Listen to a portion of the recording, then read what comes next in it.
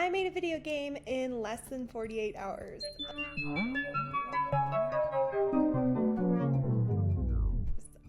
I thought that I was going to make a devlog of the entire process of making this game for MiniJam 171, and I didn't, because turns out filming yourself is really hard. It's 4:33 p.m. and I have decided that I want to participate in the MiniJam that's happening right now. This is my first ever devlog. And also I spent a lot of the time just Googling things and researching and talking to AI, which wasn't so interesting to share. But I thought what would be interesting to share is telling you a little bit about the process and playing the game for you and walking you through. So this is my game. It's called Misbrew. I designed everything myself. I made all of these illustrations in Illustrator, and I also made the 3D assets in Illustrator, and then I built everything in Unity and I coded it with Cursor with the help of Claude. So without further ado, let's run the game. Okay, so when you click play, there's a little intro screen and our music starts.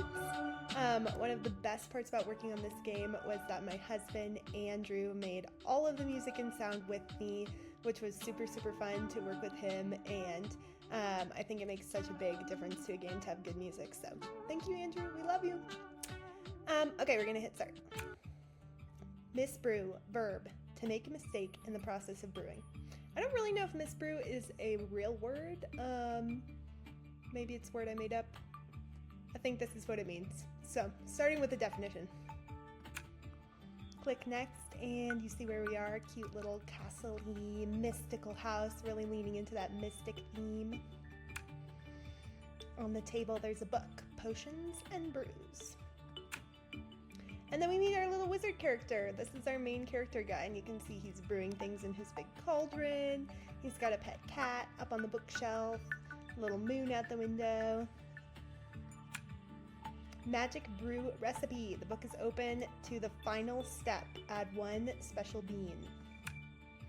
Caution. Adding more than one special bean may lead into interdimensional side effects.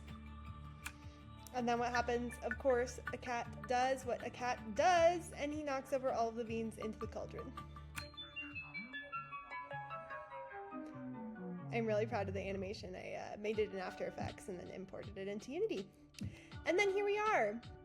So the constraint for this game jam was constant escalation. So the first thing that I thought of immediately was Doodle Jump. It's one of my favorite games from when I was a kid. I feel like it's like the first one I had on my iPod Touch, and I love Doodle Jump. So many memories of playing it with my little brother in the car, and I've always wanted to kind of make my own, but for this game I wanted to challenge myself to not only use 2D assets but also use some 3D. So the concept of the game is this little wizard misbrewed a potion and ended up in this 2D, 3D dimension world.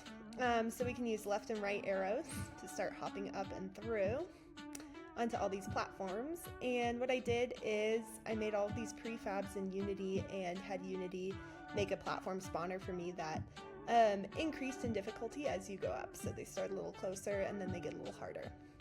But this game would be far too easy if that was all that was involved. So as you keep going up, there's also some other things we can find along the way. We found a bean. So this gave us a force field. We haven't even had one of our little bad guys spawn yet, so not like it's helping us very much. I promise they're coming. The other thing I coded into this game is the ability to, like Doodle Jump, jump from side to side, which I think makes a big difference. Oh look, there's our first little bad guys. And I was protected from my force field. Oh god. There we go. Failed. Okay, we'll try again.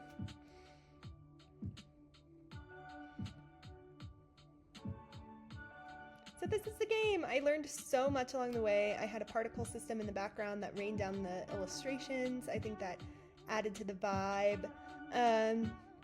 Other things I was kind of playing with is like, do I change the camera angle at all? But eventually I decided to keep it still. I thought about adding animations to the character, but I ran out of time. I was really challenging myself to just get it done within the time constraints and get something out there, which is part of why I love game jams so much. I feel like otherwise I'm the kind of person who would work on something for ages and tell myself it wasn't good enough. So game jams are so cool. They challenge you to, oh, I got a force field. They challenge you to just put things out there, even when they're not perfect, and I really love that. I think that that's an amazing lesson that you can apply to so many other things, and I wish other things in the art world, like illustration and design, kind of had that feeling as well. Okay, little wizard. Yes, another force field. And I found my cat! Yeah! So we'll see, maybe I'll keep working on it. I was thinking it'd be fun to have like different levels or add more challenges, kind of like in the Doodle Jump style, make it so you can get as high as you can, whatever the biggest number you can get is. But I'm curious what you think, and if you have other ideas and what kind of game I should make next. Ta-da!